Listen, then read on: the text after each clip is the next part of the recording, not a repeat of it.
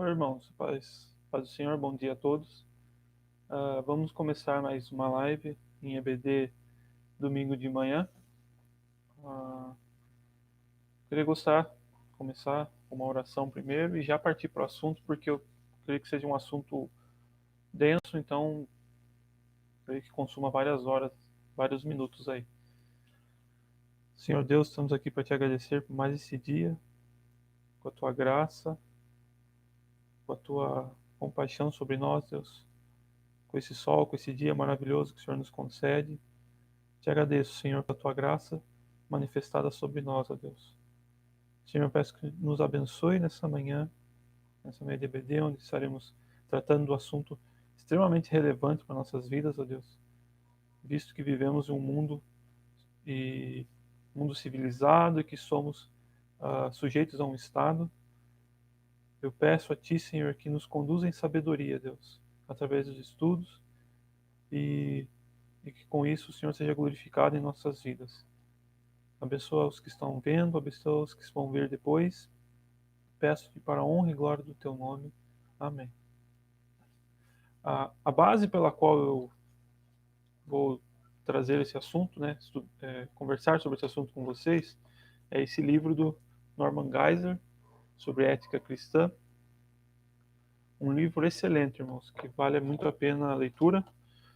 Fala sobre muitos assuntos: aborto, guerra, desobediência civil, que é o que eu vou ministrar hoje, e uma base bíblica e filosófica muito interessante. O fato de eu querer falar sobre esse assunto, os motivos, né, pelos quais eu estarei tratando sobre esse assunto, são alguns, né? O primeiro é o fato de nós vivermos num mundo civilizado, e esse mundo civilizado tem um governo. Os cristãos na época de Paulo, na época de Jesus Cristo, tinham um governo sobre eles, tinham um Estado sobre eles. Nós hoje também temos. Nós não temos, em todo o curso da história, houve um Estado, houve um governo, houve um mundo civilizado. E cristãos, né, precisam viver submetidos ou não, nós vamos ver mais para frente sobre isso, a esse mundo civilizado, a esse Estado. Só que nós precisamos ver mais a fundo como que nós devemos nos submeter, se realmente devemos nos submeter em todas as situações. Nós vemos que existem posições sobre esse assunto e que é muito importante que nós consigamos entender o nosso papel, como obedientes ou não, ou como revolucionários, às vezes muitos pensam, né? Muitos pensam que nós devemos obedecer o Estado em todas as ocasiões, enquanto que outros pensam ao contrário. Nós devemos obedecer um Estado somente teocrático. Então é isso que eu quero começar o assunto de hoje. Basicamente, irmãos, existem três abordagens sobre esse assunto, tá? Três abordagens. A primeira é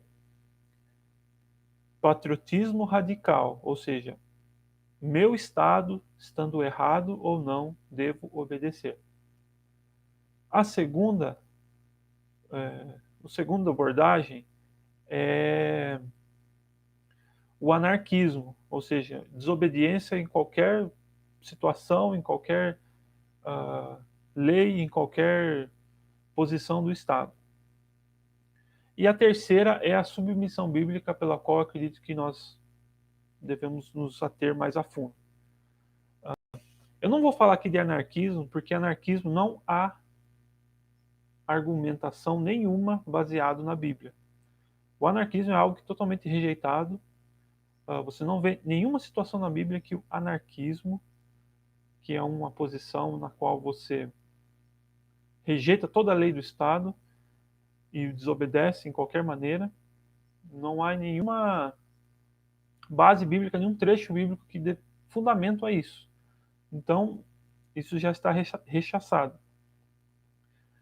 Existe também uma espécie de hoje de libertarianismo, anarcocapitalismo, como se fala, que é um modo pelo qual você elimina completamente o Estado é um ladrão, o imposto é roubo, coisas desse tipo, e você vive só pelo mercado, você acredita que só o mercado, o livre mercado, pode organizar uma civilização, uma sociedade e assim vai.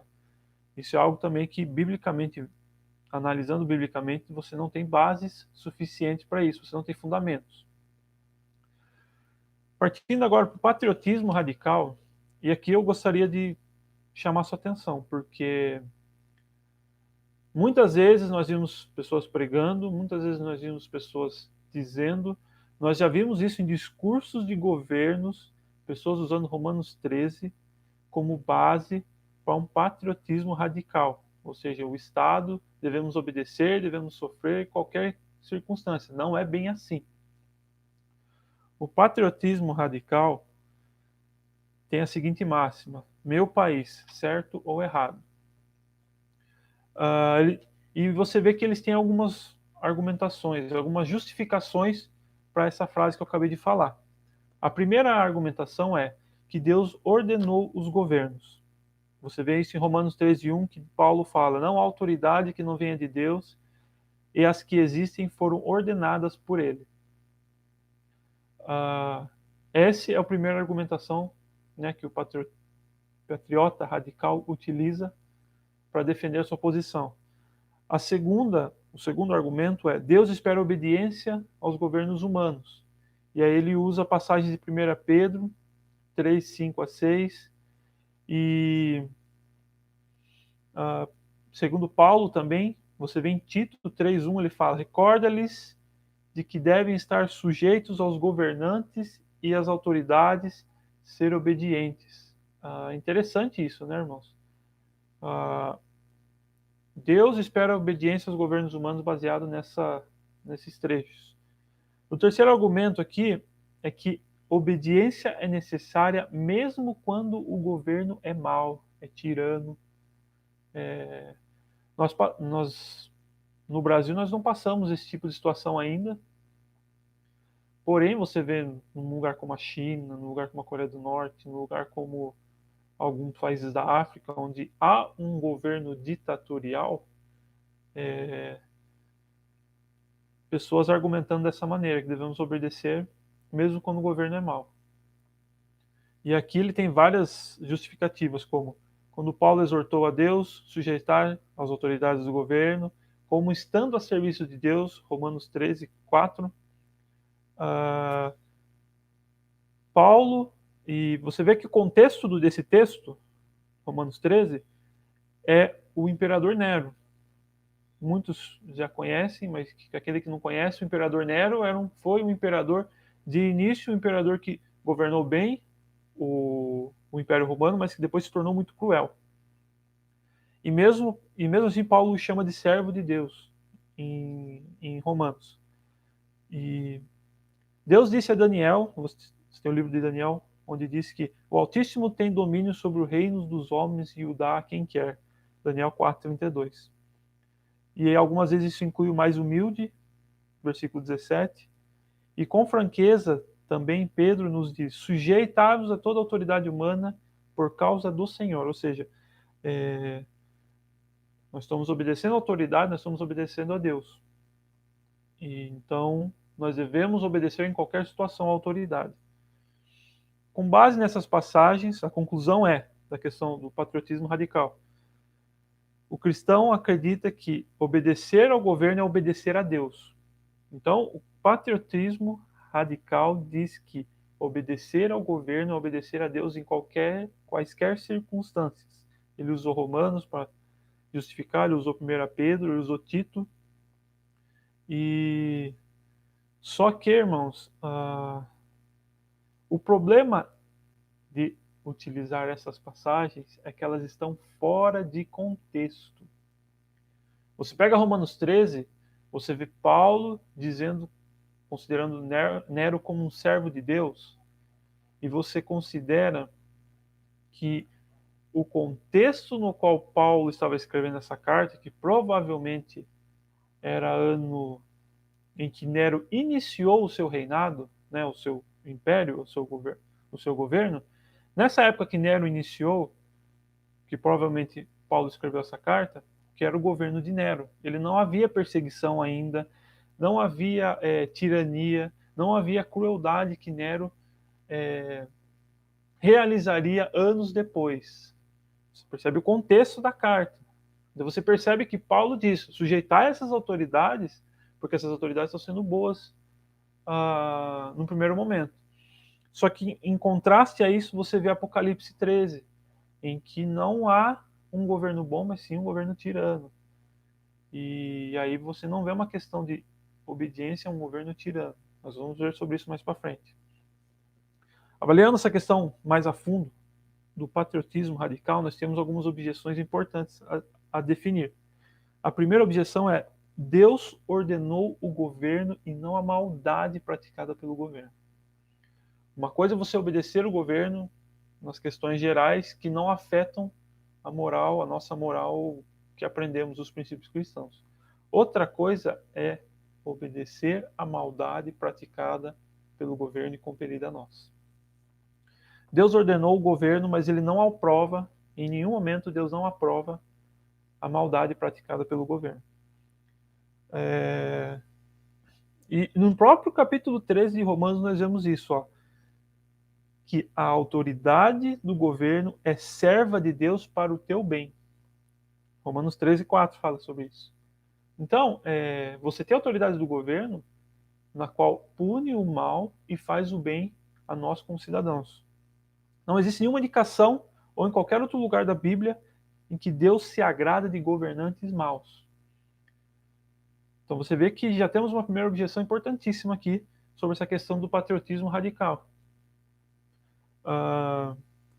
De fato, uma boa parte do que encontramos na Bíblia, especialmente nos livros proféticos, que são livros muito interessantes sobre esse assunto, é a condenação de maus governantes. Você pode ver isso em Obadias, você pode ver isso em Jonas, você pode ver isso em Naum.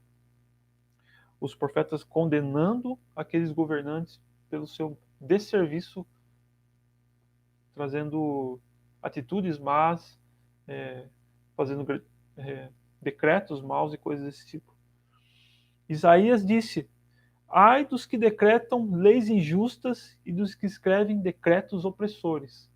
Em 10:1, capítulo 10, verso 1.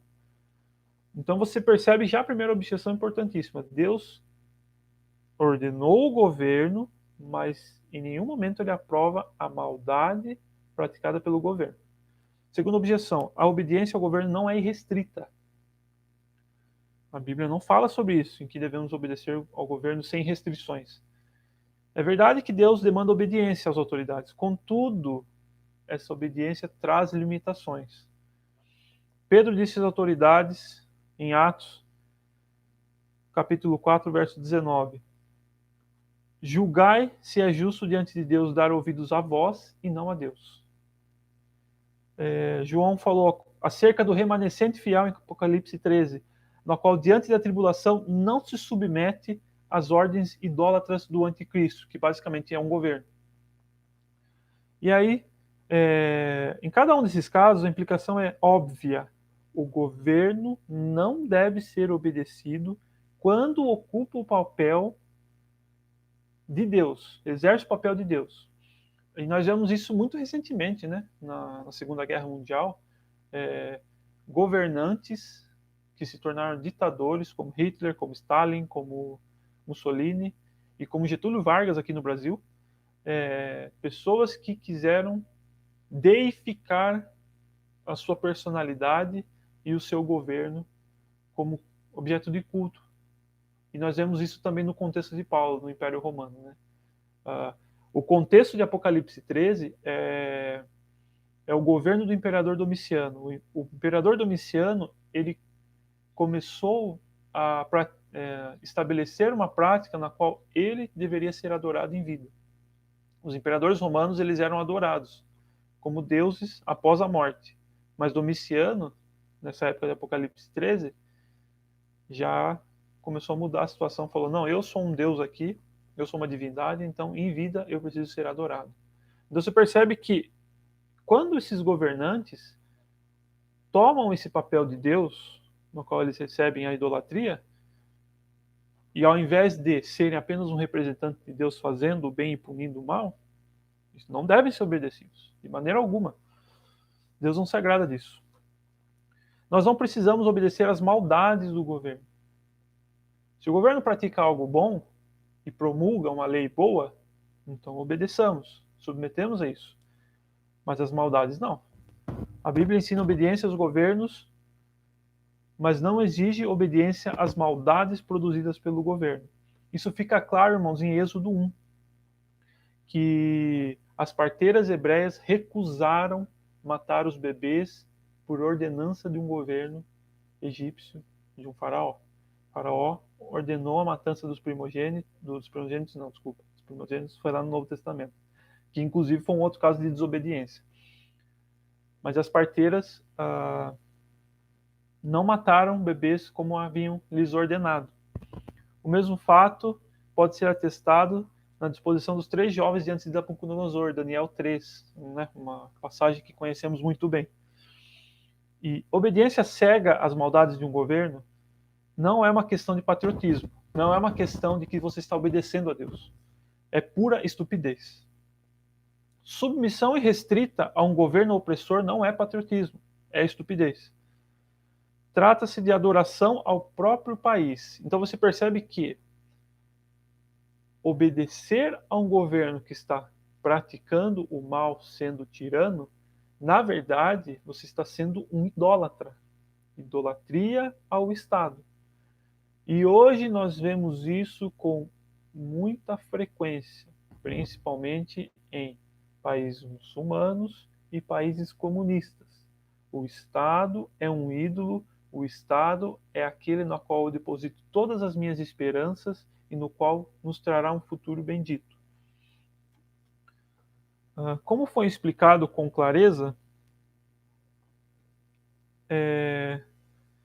há uma ocasião e um lugar em que se pode desobedecer ao governo. Êxodo 1, Daniel 3:6 fala sobre isso, Atos 4 e Apocalipse 13. Esses foram os trechos mencionados. Se você quiser ler depois, fique à vontade. Contudo, isso não deve ser feito de forma violenta. Uma coisa é você recusar obedecer às autoridades, outra coisa é você se revoltar contra isso. Nós vamos falar sobre isso mais a fundo. A espada, detalhe, irmãos, a espada não é dada aos cidadãos para ser usada contra o governo, mas ela é dada ao governo para ser usada contra cidadãos rebeldes. Então nós vemos que nós não devemos empunhar espadas ou armas, seja o que for, contra um governo. A Bíblia não permite isso.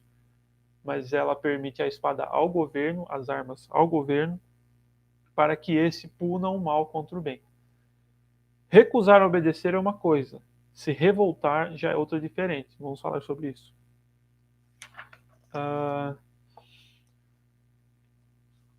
Essas foram objeções ao patriotismo radical, ok?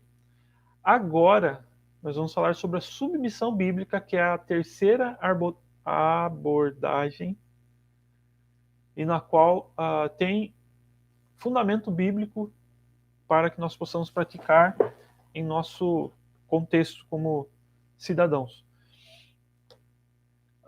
Em geral, os cristãos concordam que em certos momentos é necessário uma prática de desobediência civil. O verdadeiro problema é traçar essa linha nesses momentos, vamos dizer assim, que nós precisamos entender quais são os momentos propícios e apropriados para praticar a desobediência. E aí você tem duas vertentes. Você tem a vertente de que já defende a desobediência civil em caso que se promulga uma lei, ou seja, nós temos uma lei que foi promulgada fazendo com que o cristão tenha que praticar algo que é contra a sua moral, contra os seus princípios. Nessa hora, a gente já teve que desobedecer. Só que existem outros cristãos, outra posição, que diz que quando o governo nos força mesmo a praticar uma coisa errada, e você vê o exemplo lá de Sadraque, Mesaque e Abednego, que Nabucodonosor forçou o povo a se curvar diante da estátua. Isso é uma coisa. Agora, a promulgação de uma lei já é algo na qual ele permite que algo aconteça. Uma vez que esse livro, né, que nós estamos falando de ética cristã, nós iremos nos encontrar na forma cristã, dessa perspectiva da posição contrária a uma promulgação de uma lei. O Estado vai lá, Câmara de Deputados, promulgam uma lei aprovada pelo Senado e sancionada pelo presidente, na qual permite-se algo que nós não podemos aprovar segundo os princípios bíblicos. União homoafetiva, como um exemplo, né?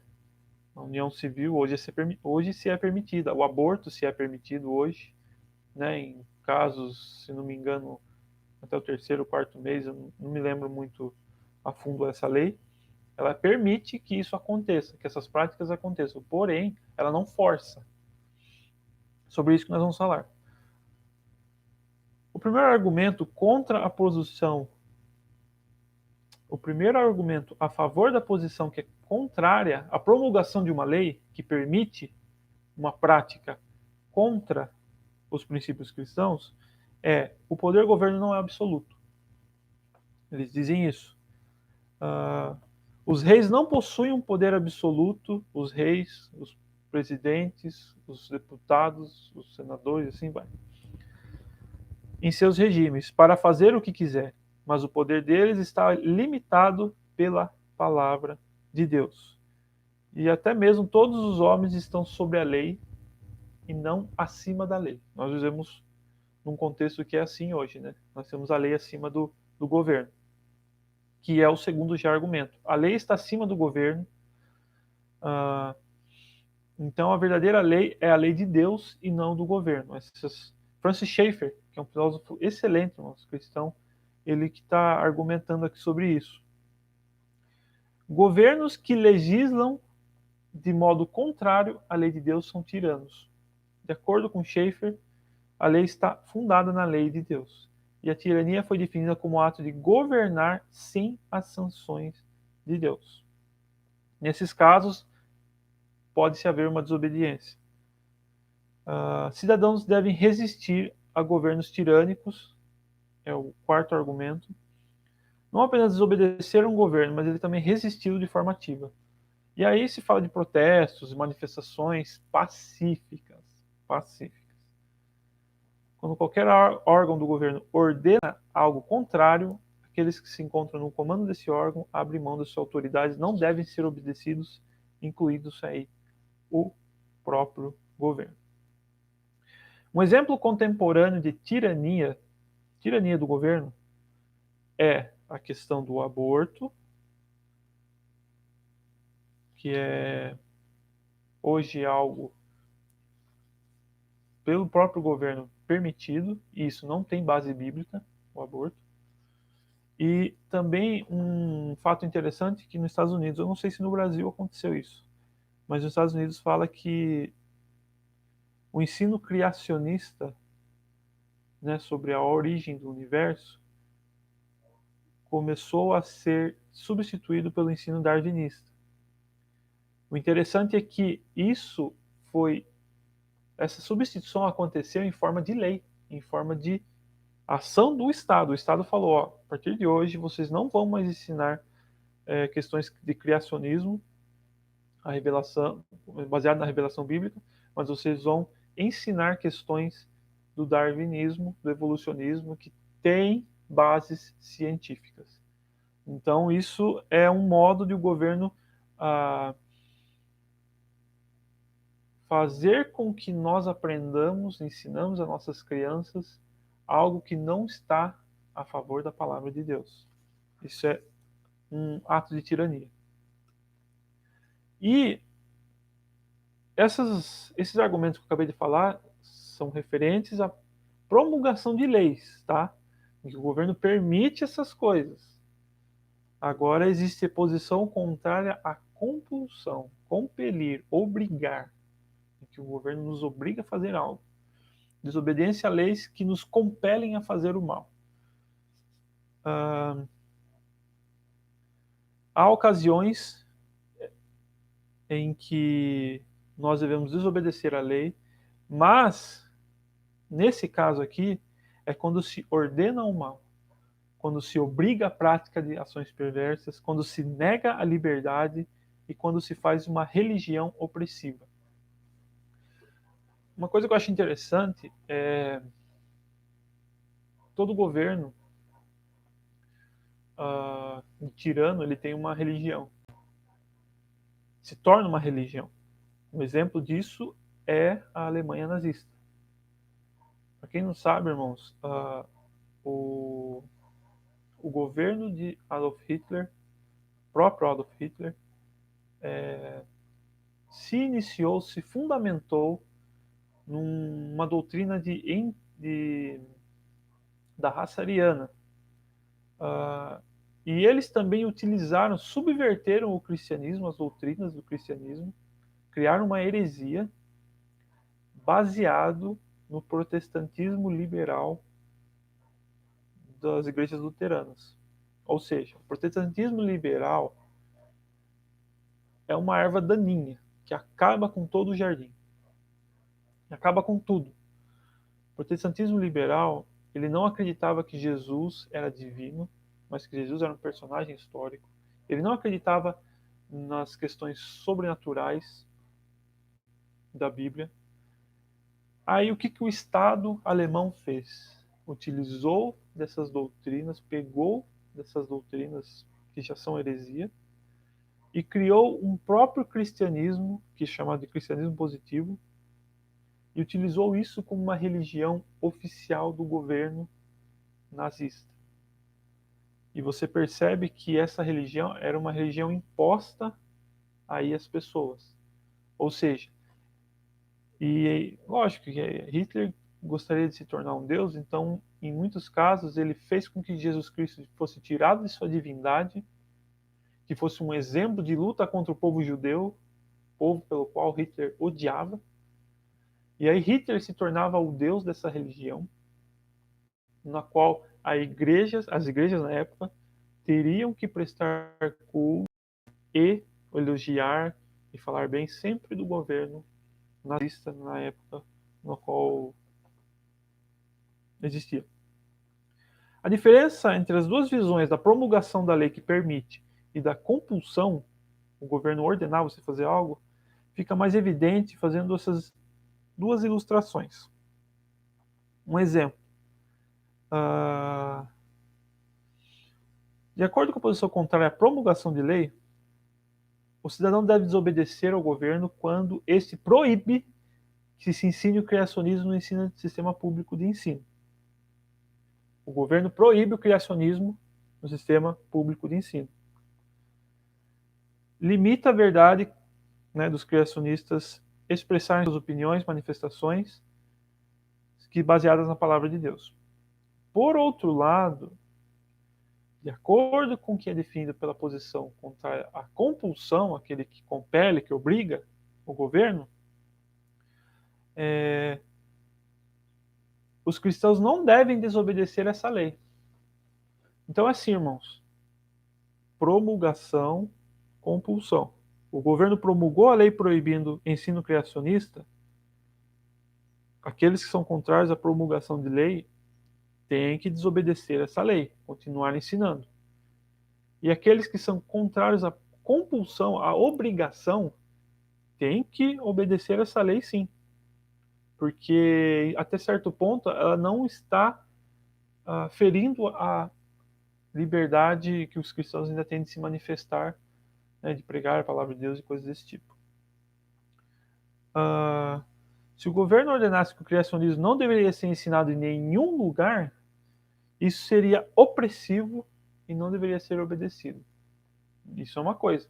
O exemplo aqui colocado é: o governo proibiu nas instituições de ensino públicas, mas ele não proibiu, por exemplo, na igreja.